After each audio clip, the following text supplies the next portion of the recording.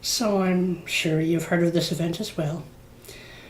I had not yet learned of it last night when I uploaded my first part of my presentation or my talk about the threat of the Central American caravan currently looking to invade the U.S. Today I just got done watching Ben Shapiro and Stefan Molyneux's presentations on it. Early morning on Saturday, October 27th, a 46-year-old named Robert Bowers opened fire at the Tree of Life Synagogue in Pittsburgh. A 46-year-old named Robert Bowers opened fire at the Tree of Life Synagogue in Pittsburgh, Pennsylvania, killing several people, mostly elderly. And the typical responses came out every time there's a mass shooting. Thoughts and prayers, Obama once again tweeting about gun control and how this is tragedy, yet all the while smiling arrogantly after he, for 8 years, fanned the flames of racial and religious hatred. Remember back when Barack Obama was given that Nobel Peace Prize just because he had been the first black American, well, biracial, but everyone called him black because we can't admit that he's half white. Disgusts me. President elected and was going to be the great racial healer. If only. He grew up in a church where the leader was constantly saying, "I say, God damn America." And when he got into office, he certainly damned America. The claim that Peace Prize was handed to him prematurely and without merit is a serious understatement. He should give it back, of course. He won't. But if he was anywhere near halfway decent, he would. And, another really frustrating thing, I know I learned of this a couple days late, but I just uploaded that first part of my talk about the caravan invasion making its way up to the American border with clearly no regard or respect for the concept of American sovereignty. And in that talk's first part, I do intend to continue it, but I'm actually going to be especially busy over the next 3 days. I don't know how much I'll be able to make or upload content during that time until next weekend, but what did I just get through explaining in the last video I uploaded? That guns are not the real problem. Gun violence in, well, I was going to say this country, really anywhere in the world. The lack of guidance in self-restraint and responsibility is the problem. And when laws are passed to take away people's guns, such as in Britain and a lot of European countries, that just a few years before were laughing at Americans for keeping their guns, I don't think they're in much of a position to be laughing now. Because what happens every time?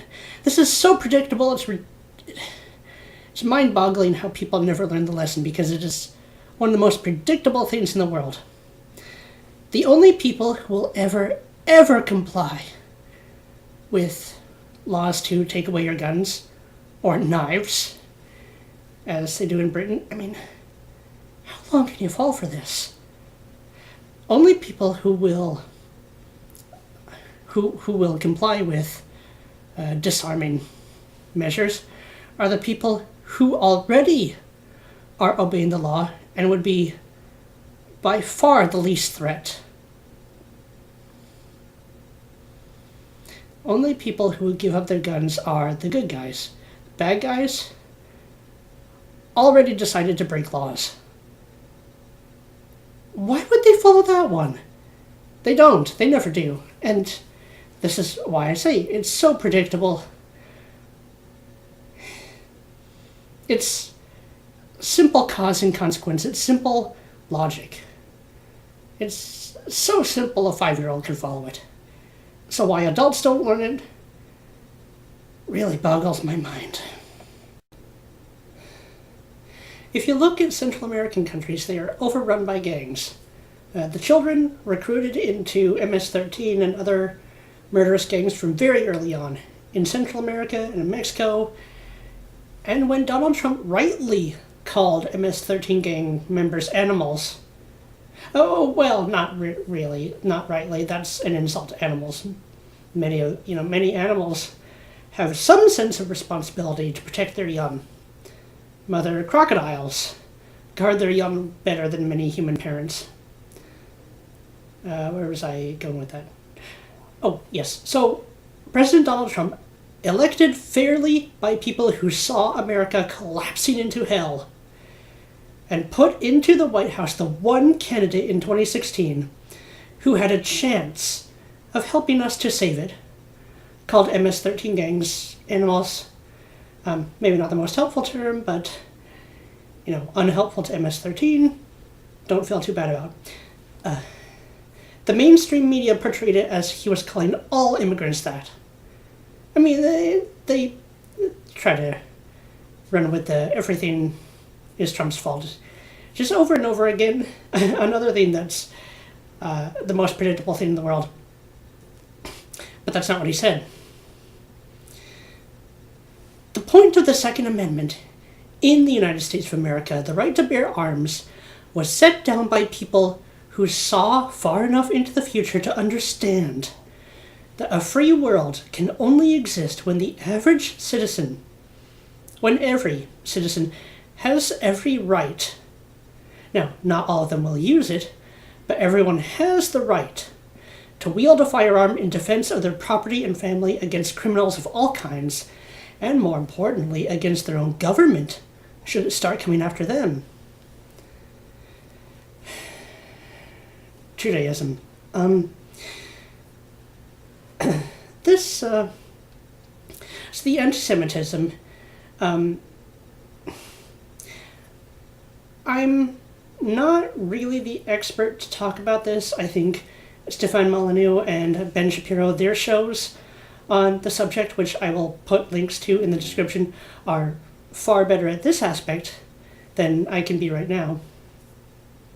I'm an ecologist, not a historian, but I do have some general core rationalities that I can use to comment on and talk about issues like these.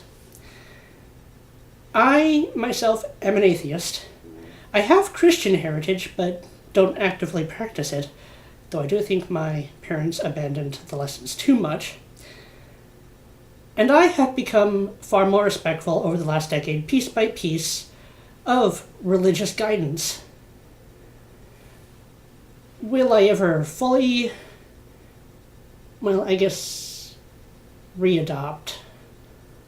convert back into Christianity? It's kind of weird to say back because I myself never once was. My parents left it, but you know what I mean. Will I ever fully go back? Hard to say. Probably not fully. I may join a group for the community itself, which is really what a lot of these religious gatherings are for. They're for maintaining a community and for giving their children guidance and protecting their children from, protecting not just the children, but the whole family and the whole community from the agents of chaos from the outside world who want to destroy it. That I have a lot more respect for than I once did.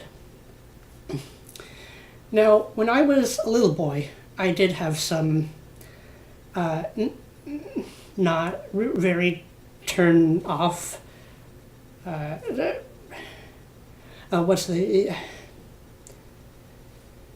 did have some encounters with people who spoke religiously that really turned me away from it.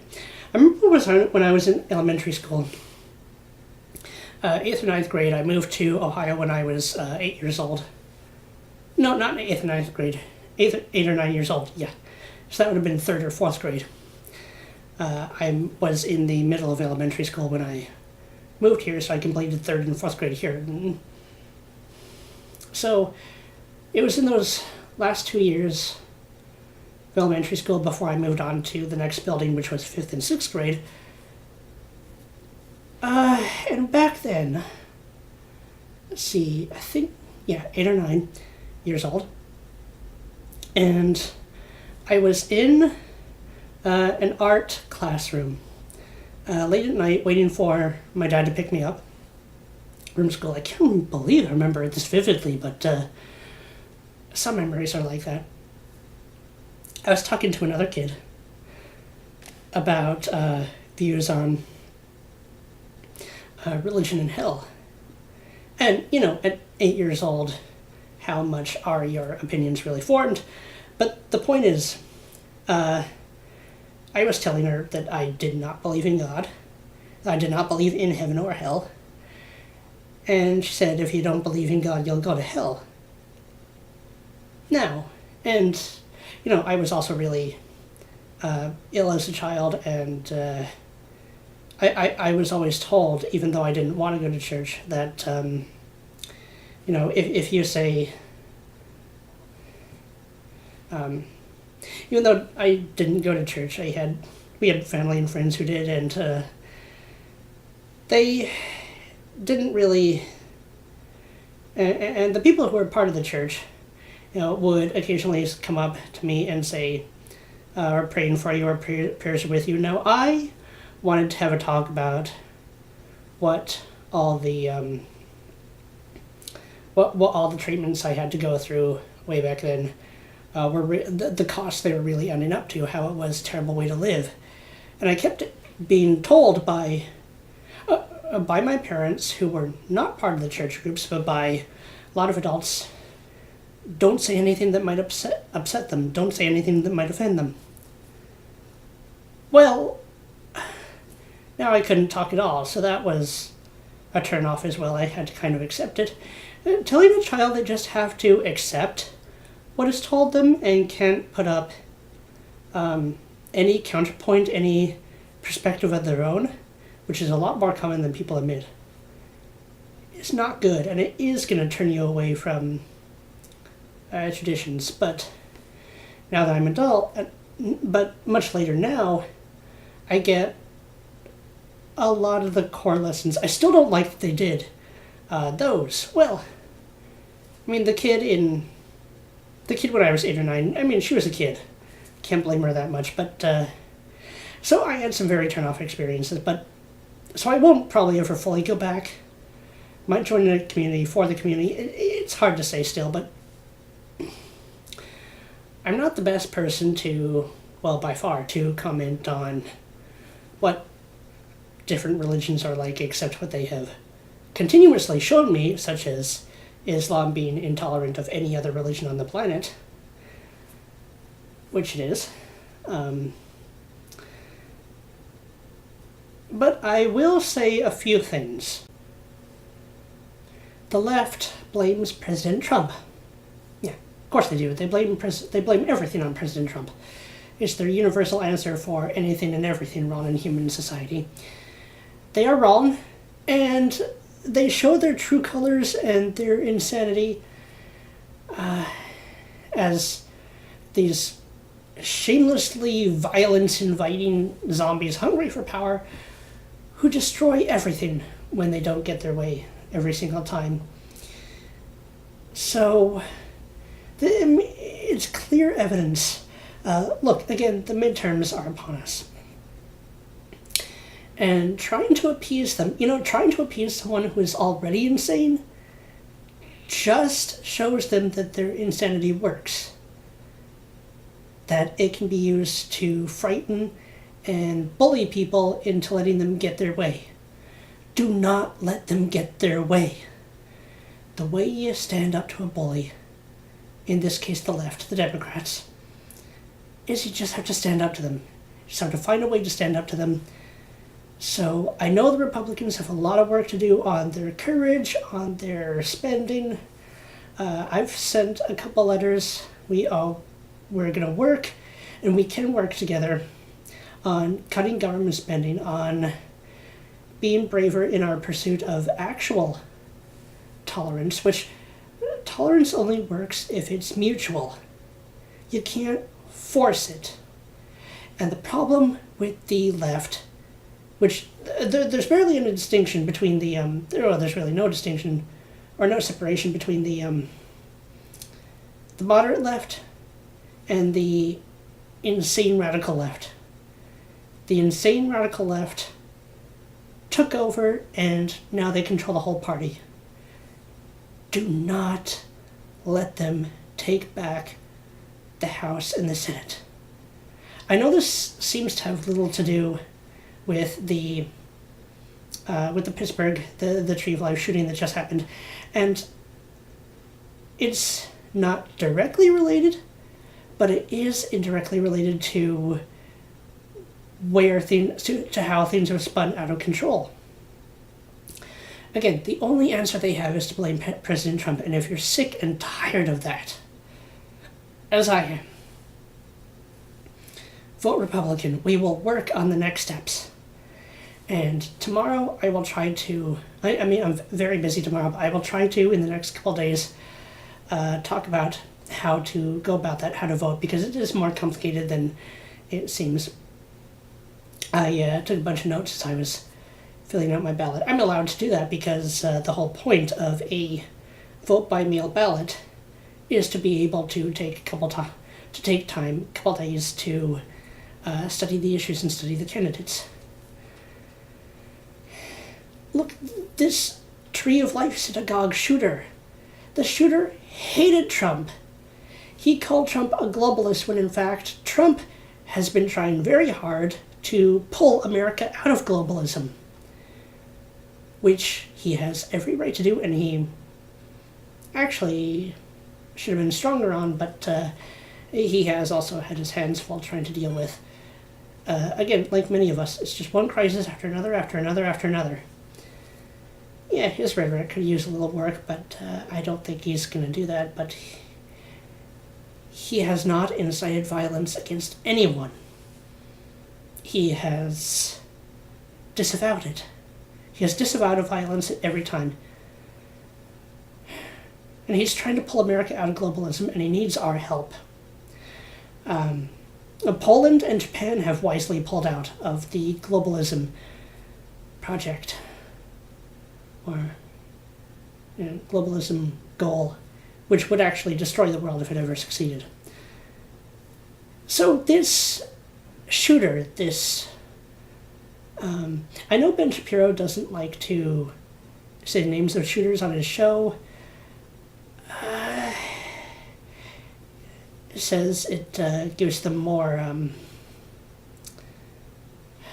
what's the word? Gives them more audience, gives them more, I don't know, sometimes you just have to, but